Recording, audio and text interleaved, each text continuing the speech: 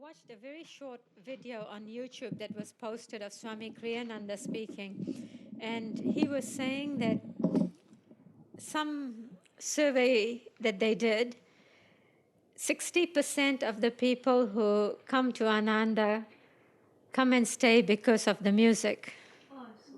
Did you see that? Yeah, one of the newsletter things. What was it on? Posted on an Ananda post. I'll put it on Ananda Messenger. It came in my email too. Yeah, Could you turn that other light off? It's just very bright. Oh. The kitchen one, yep. I don't know where I saw it, but anyway, that was what he said. 60% of the people come because of the music, or stay because of the music, something like that. The very first time I heard Swami's music, I just fell in love with it straight away, because I usually tend to listen more to the lyrics. I'm not so musically minded, and so I listen more to the lyrics and just the meaning of what was in those songs just captured me. I've always gone for lyrics. I was brought up with Hindi music, and I always used to like the songs that were more philosophically oriented. And I hadn't quite found that yet in Western music. And then when I heard Swami's music, it was just like instant recognition. I fell in love with it. And it feels a bit like, you know, when Captain Von Trapp says to Maria in Sound of Music, "You brought music into my life." And I feel that Swami did the same for me. He brought music into my life. So going back to money magnetism,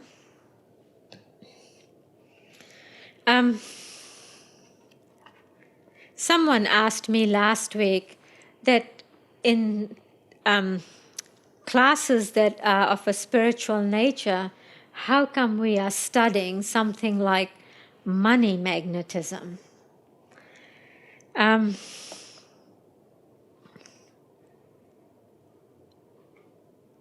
In the age that we are living in, Dwapara Yuga, which is the age of energy, we are moving away from separation. That this is your material life, this is your spiritual life. It's all kind of coming together. So it's not about, to live a spiritual life does not mean that we have to reject the money side of things, or we reject the family or anything. No, it's actually really about transcending. And how do you transcend? First, there has to be an acceptance of it, working with it for you to then transcend. Because rejection is not the same as transcendence. To reject, all you're doing is creating another vritti. Vritti is in that whirlpool that you then at some point will have to work out. So it's more about living an integrated life. And the world we live in, let's face it, you know, we all need money to live. And if that's the case, why don't we, you know, use the principles that Swami is teaching us? In fact, not just Swami, but he has taken these principles from what Master taught. Master gave a lot of, talked a lot and wrote a lot on prosperity. Because when he came to, or went to America, he had to make things financially work. He had bought that place, which was a derelict hotel, and each month, he said, the bills would roll in and he would have to find money to pay for it. And so we can't reject money. We've got to integrate it into our lives. And same thing with the jobs that we do. You know, you can't think that, oh, this is my spiritual life is what I do when I come here on Wednesday, and then when I go to work, that is my other side of life. No, we integrate everything. So, today's topic is concentration. Last week we looked at the need for concentration. Today we look at how to develop concentration.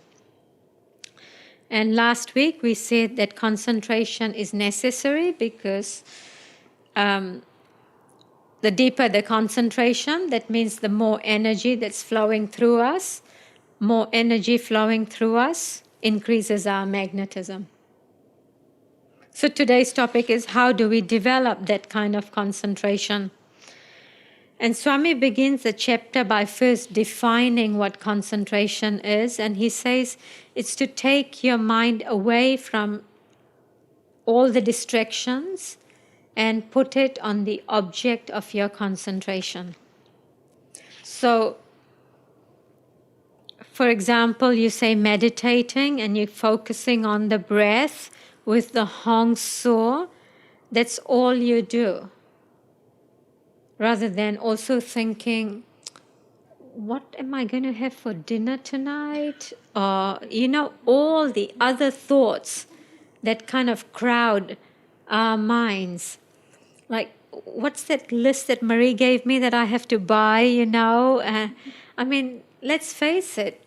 There's all these fleeting thoughts that go into our, come across, our minds. And so what that means is we're not fully concentrating. Concentration is full commitment of energy in one direction. But what we all have is all these other commitments where our energy goes, which means that we're not fully concentrating. And so one of the first principles then of one of the first things that we need to develop in order to have that deep concentration is relaxation. And we'll talk more about relaxation when we study our lessons in meditation, because that topic is covered in a lot more detail in there. But for now, what relaxation means is not having physical tensions, not having mental tensions. So last week we talked about if you're competing, say in a sport, if you at the same time worried too much about the end result, that means you cannot give 100% of your focus to that which you are doing, because you've got energy commitment to the result. And so non-attachment becomes very important. For 100% commitment, it means doing exactly what you are doing, just one thing at a time. Because we can never do two things at a time.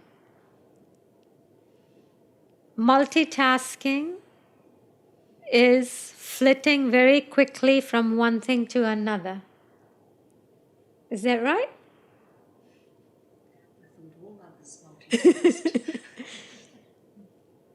It's like you're doing this and then you do that and then you do that. But you can never really do all these different things at once. Like how just before I was trying to learn the song and perform it at the same time.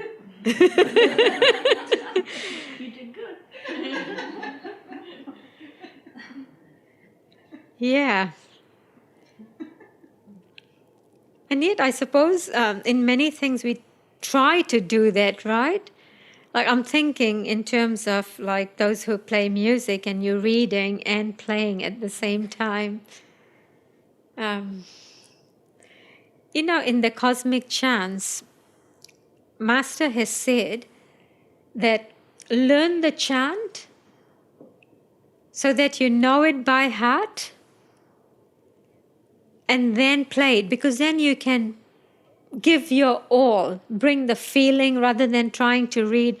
And I think the Suzuki method of music is based on that principle. You learn it and then just play it. Because I'm not a musician, I can't talk in any depth to this subject, but one of my girls, both of them play stringed instruments. One plays more by reading music, the other is able to play by ear a lot. And the one who plays by ear, she can listen to something and be able to just play it. Yeah. So I'm not quite sure, for those of you who play instruments, what is it like to read and play at the same time, as opposed to if you know it by heart and then you're just playing it? There's more feeling in the knowing it by heart. Uh-huh. Karen is saying there's more feeling when you know it by heart. Is that the same for you, Serena? Shelley's nodding. Yeah, Shelley's nodding too. And I think Master has said that in the Cosmic Chants, that with the chants, just play it over and over until you know it and then just play. I don't know how that would work when people play, these long, long pieces on the piano. And what is it like for you, Michael? Playing those super long pieces. It just takes ages to learn them. Just to play 3 minutes. Yeah. Because you play too, eh? Val, you play the violin, piano. And what's your experience in terms of what it's like to play while reading, or does it not make a difference? I haven't learned anything long by heart at all. Uh-huh. But in my experience, you practice it so much anyway that when you're reading, you're hardly even reading. I see. I couldn't play it without it there, Yeah. but Mm. you hardly Yeah, I even think I read know it. what you mean. Yes. Yeah. And I think you can put a lot of feeling into it when you've got it to that Mm-hmm. point. I think now I get what you mean. Like now that I think of it, after you actually study and whatever you play, no matter what instrument you actually play, and you train it for a week or two, a month or half a year, and then you can technically play it, but just technically, and then you start doing it without reading the notes, and it's just a totally different feeling. It really is. Mm-hmm. Always, with every track, any song, any instrument, I'd say. Yeah. So first you learn the technical side of it, and then you can put feeling into it. Yeah. We've got quite a few musicians in our room, haven't we? So relaxation is the first important ingredient in developing concentration.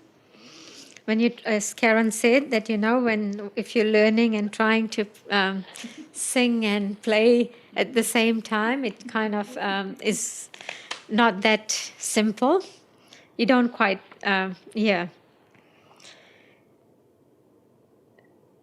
It's hard to get to that feeling part when you're still trying to get all the technicality correct. And then Swami talks about the best way to develop concentration is to practice meditation regularly. So in our meditations, we focus on attention at the point between the eyebrows. And the point between the eyebrows is really the seat of concentration. And the more we can activate this point here by continuing to bring our awareness here, not just when we're meditating, but just even throughout the day, bring your awareness to the point between the eyebrows, we begin to develop greater and greater degrees of concentration. And Swami says that a lot of people think that meditation is an escape from your daily life, all the challenges and all that. But really, all of us who have been meditating for some time would probably say that meditation helps us to overcome the challenges that we face in life. So rather than meditation being an escape, it gives us tools and answers to our challenges. It's not that, okay, I'm meditating for half an hour and I'm doing this to escape my problems, because really meditation takes a lot of energy to do, because it's concentration. If you allow your mind to wander, then yes, you would think that meditation is just relaxing and, it's so beautiful and all that. But if at the end of your meditation practice you don't quite know what you were doing, you were probably not meditating. You were in your subconscious mind. So there are 3 states of consciousness. Have we discussed this before for the people who are relatively new, the 3 states of consciousness? So there are 3 states of consciousness. You've got your conscious mind. Conscious mind is that mind which receives information that comes in through your 5 senses, and then it responds to that. So for example, the phone rings, the signal goes in through your ears to the brain, and then from the brain to the muscle, and then you go and pick up the phone. So that's your conscious mind. And a lot of the day we are having to use or be at the level of the conscious mind. I'm talking, you are listening, you're using your conscious mind. Now, underneath the conscious mind is your subconscious mind. Subconscious mind is a lower level of awareness, and the subconscious mind is that part of your mind that stores all your past experiences, past thoughts, all the past conversations that you have had, all your past learnings, all that is stored in the subconscious mind. It's neither good nor bad. That's just what it is. It's good because you don't want to, every time you get behind the wheel, figure out how to drive a car. When you pick up the toothbrush, you don't want to each time have to learn how to brush your teeth. So all your skills, talents, everything is stored in your subconscious mind, which is quite helpful in daily life. But subconscious mind stores all kinds of things. And I'm talking, you are listening, and all of a sudden you feel that you have missed something because your mind wandered away somewhere else. When our energy drops, we come into the subconscious mind. It's a bit like, when you're driving a car, and especially if you're driving the same route all the time, and you kind of don't know what happens in between you leaving home and arriving at your destination, the chances are you were in your subconscious mind. As in, your body's doing one thing, your mind is doing something else. And we experience the subconscious mind when we are meditating quite a lot. The concentration just slips away. So then you get into your subconscious mind, and that's not where we want to come to. But without proper training, most of the time when people say that they are meditating, the chances are they are in their subconscious mind. And then you really don't make much progress either with meditation. What we're really trying to do in meditation is lift our awareness above the conscious mind to what's known as the superconscious mind. Superconscious mind is very relaxed, at the same time very alert, and it's very clear. There's a lot of clarity in the superconscious mind. Swami said that in addition to relaxation, the next important thing about concentration is having clarity. And clarity is a quality of the superconscious mind which takes into account the broader realities. So you're not just thinking in a very small way about I, my, me, mine. You know, a bit like if you've ever gone to a cinema and sat in the very, very front row, and you know how much of a struggle it is to see the whole screen. But when you sit further back and you can see the whole screen properly, the picture becomes very clear. So the superconscious mind is like that, where you're seeing the whole big picture. And it makes sense. I'll tell you a wee story. I've been reading this book called Conversations with Ananda. It's written by Ram Bhakta, and he has interviewed a lot of people from Ananda and written the whole interview down, the question and the answers. And he interviewed one of the persons who, for a time, was running, what is it called? Crystal Clarity, that's right. Crystal Clarity is the publishes the books that Swami has been, or Swami wrote, the Ananda books. And at one point, Ananda was going through a financial crisis.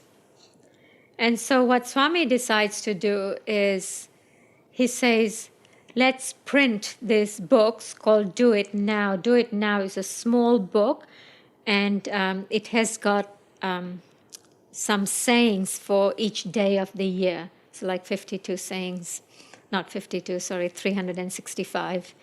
52 is the weeks. He's got one saying each for each of the day. And so he wanted these books published and given away free. And now any logically minded, rational minded person would say, hang on, we haven't really got much money at the moment, and you are saying to print these books and give it away for free? As in, where was Swami coming from? And yet he had complete clarity that that is what needed to happen. And there's another story in that same interview. So Swami wrote that book, Do It Now, and then he revised it and gave it a new title called Living Wisely, Living Well. And he also changed, a few bits and pieces. And he felt that Living Wisely, Living Well was a much better version than Do It Now. But Do It Now was already printed in China, and it was already on the boat to USA. And Swami is saying that can we swap it and not sell Do It Now, but sell the Living Wisely, Living Well. So this is a separate story from the giving it away free one. Let me just find that story. I actually wrote it down in my book because I thought it was just a beautiful story. So this is what I've written. So Swami rewrote Do It Now and titled it Living Wisely, Living Well. Meanwhile, there was a large order of Do It Now that was coming on the boat from China. And so Swami says, what do we do with these other books? Because this one is much better. Can we just swap them? And then this person, whose name was Skip, said, no, they're on a boat coming from China, and we have to sell those first if we can before we print this next lot. And then a little while later, Swami says, what if we give them all to Canada? And he laughs. What if we give them all away and print new ones? And Skip said that Swami was always thinking about some way to get around the limitations of the physical world in order to get the real goods out. And so Swami had clarity of thinking, but that clarity comes when you have a broader perspective rather than too fixated on the material reality. He did things that many people would not even, dare to do. I mean, you imagine, you've got several thousand copies of a book already printed. Would you just say, well, just dump it? And yet, to him, nothing was a problem. There would always be a solution to every problem. And Skip then said that Swami lived, there was something that I had written that I wanted to share with you here.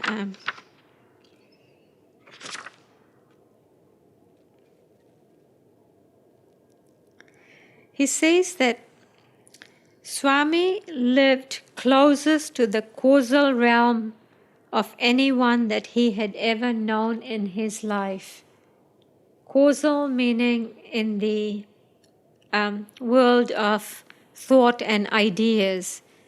And when Swami had thoughts and ideas, to him it was already happening. There was no difference between the thought and the physical reality. I think there's a story like that about Master as well, and some room that he wanted painted. And then Master was looking at that room, and the room wasn't painted. And Master was saying, isn't it beautiful? Isn't he could already see the room was already painted. There was no separation between what was happening at the level of thought and what was happening at the level of physical reality.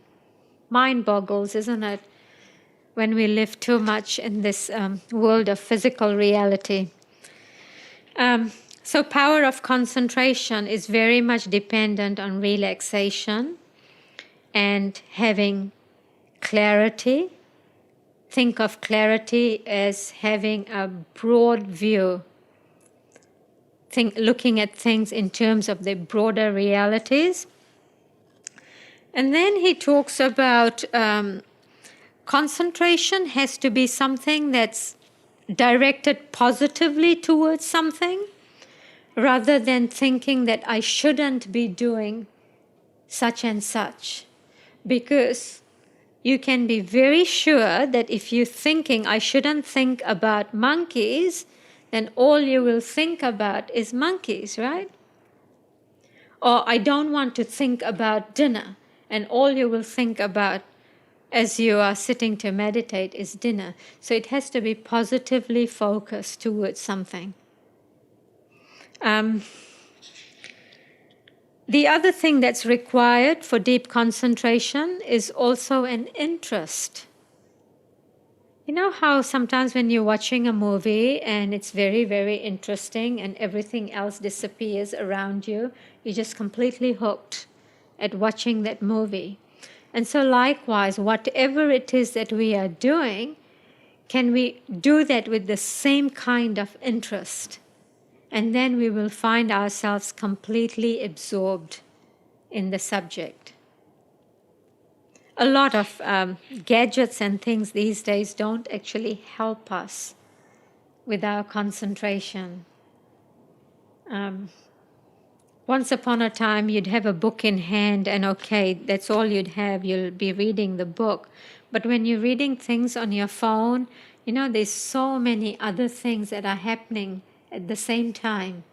Ads pop up, maybe some notification from Messenger comes, some WhatsApp notification. There's just so many distractions on the phone. And I really think that as good, even though these modern gadgets are so good at one level, they haven't done justice to our concentration. I don't know, do you find that? Not that long ago, I bought myself a Kindle. And I like reading on Kindle because there are no disturbances on Kindle. No notifications come, nothing. There's the book, and that's all there is on Kindle. Just the book. Of course, there are more books than one book, but at least there are no distractions, no notifications and all. But when I was reading, before I had the separate Kindle, I had a Kindle app on my phone. Well, I still do. And I find that when you're reading on the phone, it's just very, too many distractions.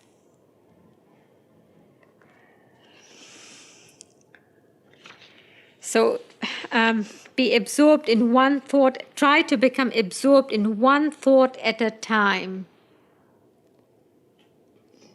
And that's not easy to do, right? These days, we just have so many fleeting thoughts. Like one thing, one day something excites us, and the next day we find that we've already kind of, gone past it and entertaining another thought and another thought.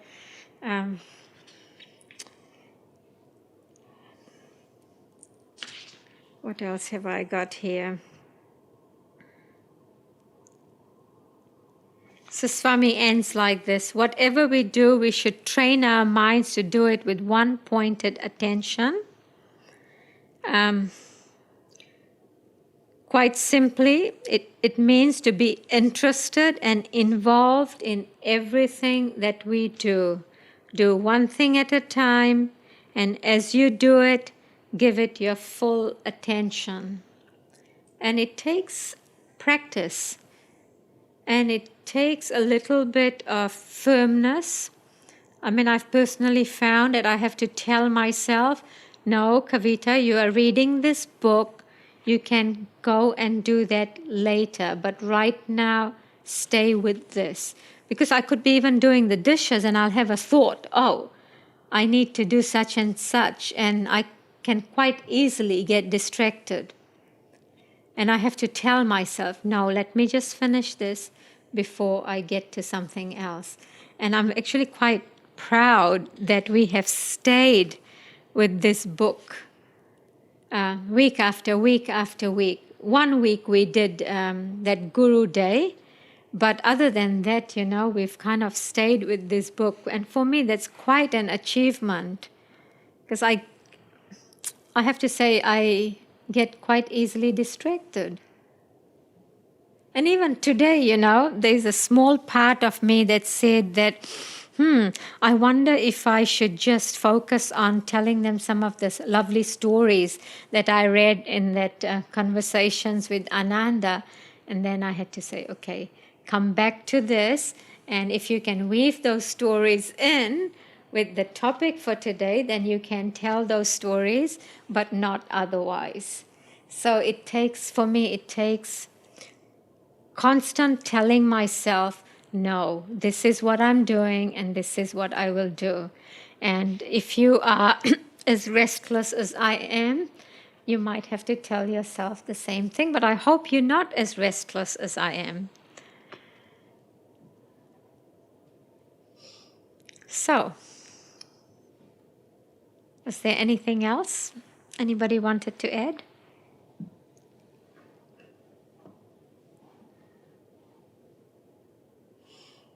While we're taping, I think we need to have some housekeeping. Oh, that's right. Some housekeeping.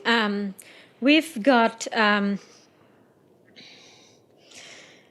6-day retreat starting Tuesday next week. So from Tuesday to Sunday, which means that there is no Wednesday class next week, as many of us will be at this retreat in Rotorua.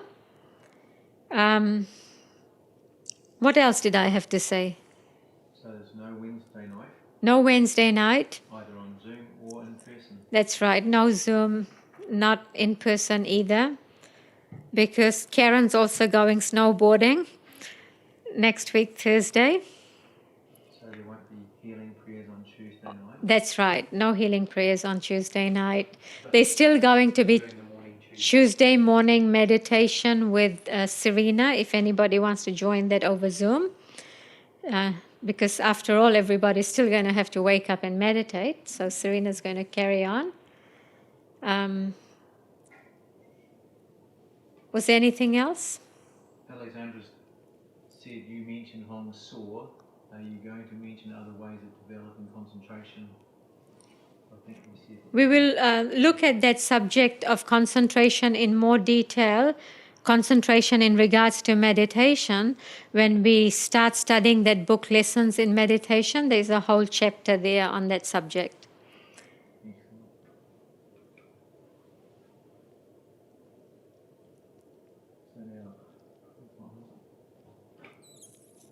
Was there anything else about housekeeping? No?